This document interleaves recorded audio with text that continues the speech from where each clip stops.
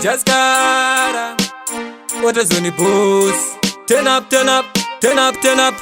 Kwanda vira ini kura ndichishingirira, azina chimjira mangu anondigarira, afare kuona ndichibudirira, chinomfadza chotogara chindiomesera, rwendo ruyereke nani rwave kutiremera. Mosisi dai wadzoka, tidzorere kuye kuye kwatakakurira. Mosisi dai wadzoka, rwendo ruyereke nani rwave kutiremera. Mosisi dai wadzoka, tidzorere kuye kuye kwatakakurira. Mosisi dai wadzoka, saka Farao ngandikunde, ibva munzira mangu ndifambe, zvawanditadzisa zvakawanda, waindishandisa semombe, zvidhane mate waindikanyisa, woti ngazvipiso nemauswa, chaunoda kundifikisa, ufare kona ndichibudirira, zvandaronga zvese unozviparadza, nyika yese wakuchemedza, tenzitumira ichiedza, zvimwe kwatinoenda tinosvika, rwendo ruyereke nani rwave kutiremera. Mosisi dai wadzoka, tidzorere kuye kuye kwatakakurira. Mosisi dai wadzoka, rwendo ruyereke nani rwave kutiremera.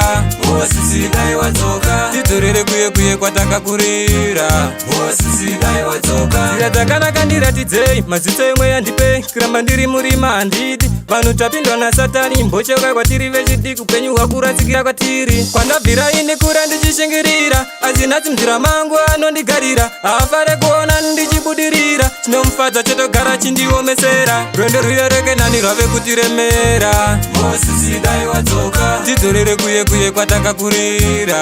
Mosisi dai wadzoka, rwendo ruyereke nani rwave kutiremera. Mosisi dai wadzoka, tidzorere kuye kuye kwatakakurira. Mosisi dai wadzoka, saka Farao ngandikunde, ibva munzira mangu ndifambe, zvawanditadzisa zvakawanda, waindishandisa semombe, zvidhane mate waindikanyisa, woti ngazvipiso nemauswa, chaunoda kundifikisa, ufare kona ndichibudirira, zvandaronga zvese unozviparadza, nyika yese wakuchemedza, tenzitumira ichiedza, zvimwe kwatinoenda tinosvika, rwendo ruyereke nani rwave kutiremera.